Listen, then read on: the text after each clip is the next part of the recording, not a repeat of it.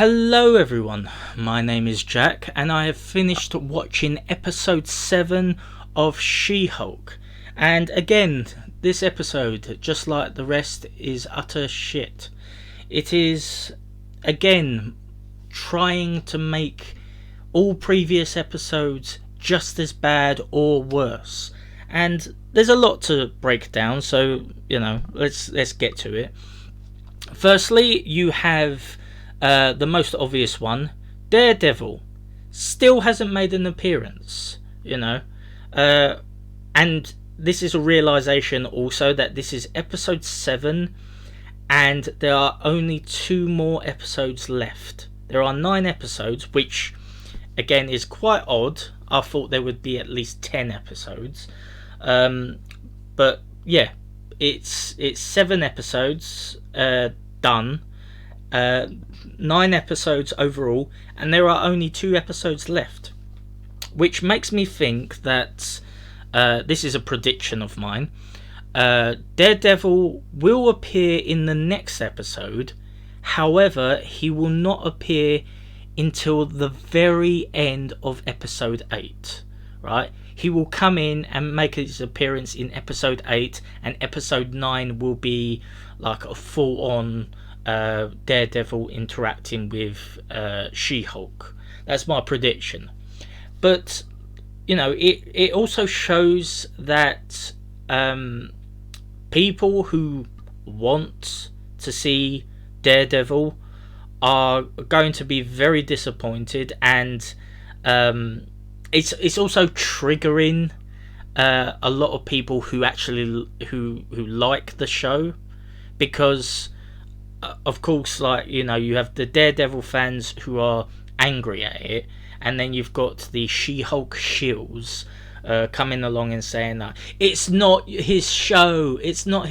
No, but considering that She-Hulk is so shit as a character, and the whole stories within all of these episodes are shit, the only thing we can look upon with some favoritism is the potential that Daredevil is going to be a good character.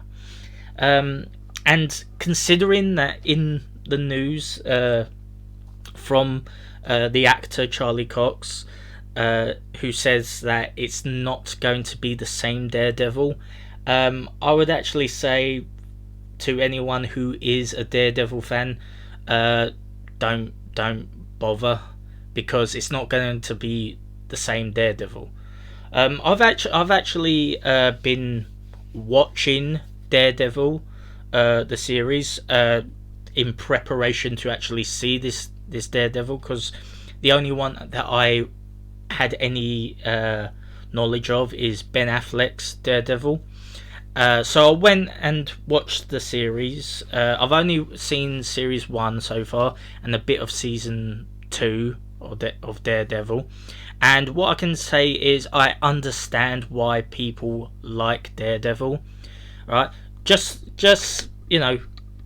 a quick rundown.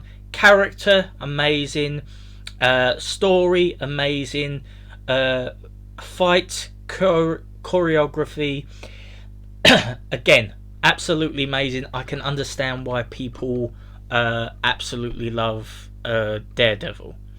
Again, I've only seen season 1. Apparently season 3 is not as good, but from what I can see of season 1 and bits of season 2, I would be very disappointed if people trashed Daredevil. But yeah, it looks like we won't be seeing him until at least the midway to end of season 8 of episode 8, sorry, and the whole of the whole of episode 9, but when you consider She-Hulk being it is She-Hulk's show, but She-Hulk is such a bitch. I mean, there's no way to get around it. In this episode, right? In this episode, She-Hulk goes to Abomination's little retreat because his ankle tag gets messed up, indicating he may have transformed. And he's at a retreat with a load of other super villains, which I noticed all of the supervillains seem to be gay, right? And I don't mean like, oh, they're gay and you wouldn't know that they're gay. I'm talking about that they are, stereotypical gay, right? Just by the way that they, raise their voices, pronounce themselves. It's like, oh, honey, It's that sort of gay, It's very stereotypical, right? You have Matador and the ball guy, going and having like a gay, gay marriage, couple tiff, he doesn't understand me, he doesn't appreciate me, that kind of attitude. You've got the vampire who is very feminine, even just the way that he goes with his limp wrist kind of thing. You have Porcupine, who like when he was talking in his mask right at the beginning, he was very much like, no, I'm comfortable with me wearing this suit, I don't want to take it off, I'm very comfortable with this, and it's like, yeah, like all of the characters apart from Abomination are gay. They've just made all of these characters gay. And I was actually looking at some of, like, I saw on Twitter that they did a comic to TV show comparison. So I saw what Porcupine and Matador looked like,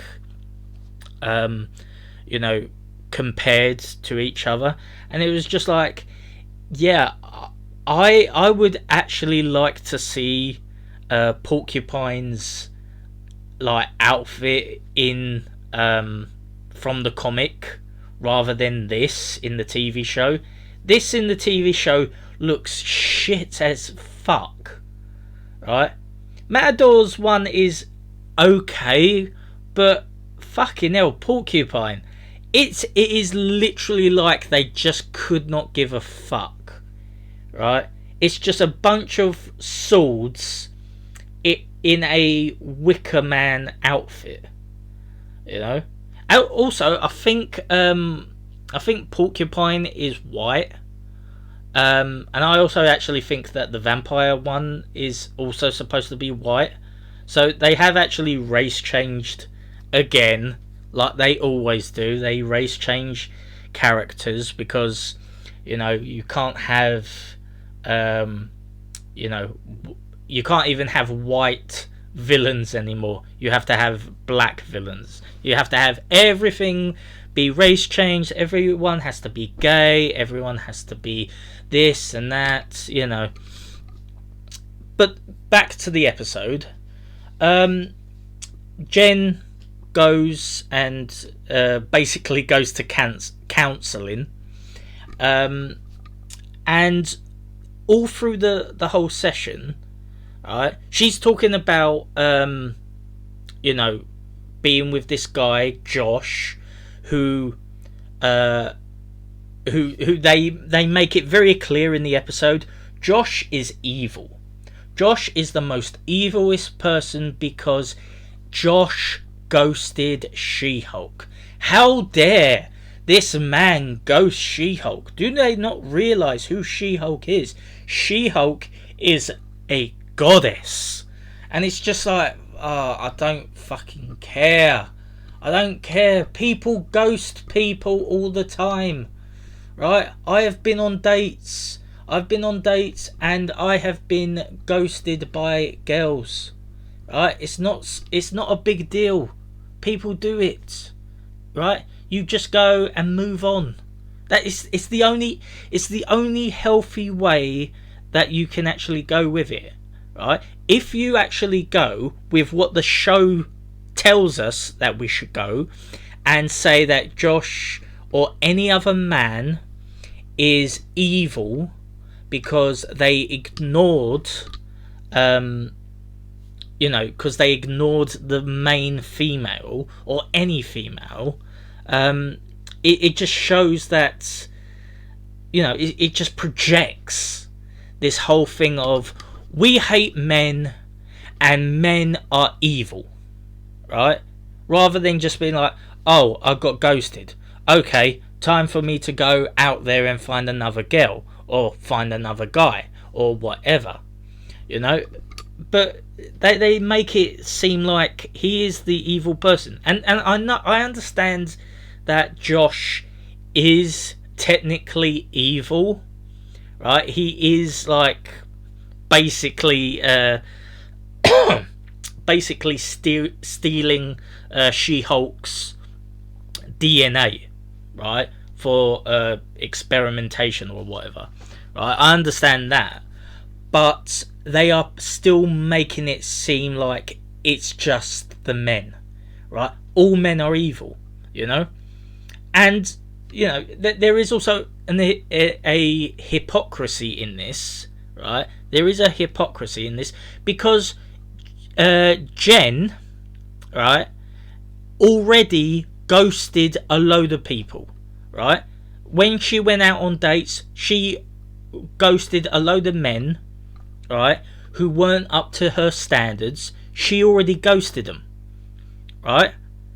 Now, this is not to say this is bad, right? Because look, if you don't gel with a particular person, right, and they may be interested in you, you don't have an obligation to be interested in them. That's not the point. The point is that she is doing the exact same thing to them, but when it's done to her, she feels like it's not right.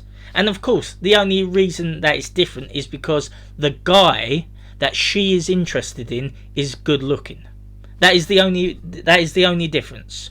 All of the other guys that she has ghosted were unattractive, except for I think the wrestler who was just like obsessed with working out and bench pressing and all that kind of stuff, but even so, she still ghosted him, right? And it shows an hypocrisy, right? She doesn't like it when it happens to her, but she can do it to them, right? And even if you were to even change it as all of the other guys were good looking, right, but she still ghosted them, it would be all right in terms of, we just didn't get on. It would be all right until it happens to her, right? Because a woman is not allowed to be rejected, right? A woman can reject a man, but a man cannot be rejecting a woman, because that's not right, right? And that is what the show is trying to do. That is what the show is trying to do. And they emphasize it, they make it even more clear by having all of the characters want to go find Josh and kill him, right? They literally want to, let's find Josh, let's kill him, and let's drink his blood and all that kind of shit, And they also go and say, oh, right, you know what, Jen, right, is such a nice person. Jen is such a good person. You don't need to be She-Hulk. You just need to be comfortable in who you are, Jen. You are such a perfect person. And it's like, before she actually became She-Hulk, Jen was a bitch anyway, right? And like when she became She-Hulk, she just became an even more bigger bitch, right? Like the arrogance of it, right? Jen, like literally, Jen doesn't like it when men tell her what to do with her job, right? Which, by the way, she is shit at her job, right? She doesn't like being catcalled, right? But she will go and objectify men, right? Captain America's ass, right? She is scared to, like, you know, walk down a dark alley, but we'll go and, like, basically get a person's, like, the date. I'm trying to remember what the character was. It was the good looking one, right? It was the good looking one that they kept on saying was the good looking one throughout all of the episodes. The one where she has sex with as She-Hulk. She literally hides his like cardigan. He's like, and he comes back and he's like, oh, where's my cardigan? And she's like, no, I don't know. It's like, yeah, if the roles were reversed, you would be like, well, why are you hiding my clothes? Why are you, like, do you think that I'm just going to sleep with you? It's again hypocrisy. It's hypocrisy in this kind of thing. And yeah, this show, yeah, they're just trying to make Jen as well as She-Hulk sympathetic. They're trying to make it seem like we all should relate to Jen, and that Josh is an evil person because he is a man. That is basically what it is. Oh, and all of the other characters are gay and you know, race changed, and we should all be alright with it because, you know, diversity. Yeah, this episode, I will say, this episode has really damaged me in terms of my head. When I saw this episode, I actually went to sleep. Which is why this is being released quite late. And yeah, I think I'm gonna have to actually start watching Andor and Rings of Power to kind of get my sanity back, because I've just been reviewing She-Hulk for a couple of weeks now, you know, because I kind of wanted to just focus on one thing, but now that I've focused on one thing for long enough, I think it's actually fucking melted my brain. Yeah, I'm going to have to actually start watching new stuff. But yeah, the episode, all in all, the episode is again shit. They've just gone. The writers have just gone and took what they've experienced in life and have just put it on the screen and made it very clear that the writers are sad, pathetic, who wish that they could just be as strong and powerful as She-Hulk. But it's not going to happen. It's not going to happen. And we can see it by how they write it. Because if they truly thought that they could be like She-Hulk or Jen, they would have written the character so much better. But yeah, episode 7, episode 8 will be soon. Hopefully we can see Daredevil. And I'm going to leave it there, guys. So like and subscribe, and I'll catch you next time. Bye.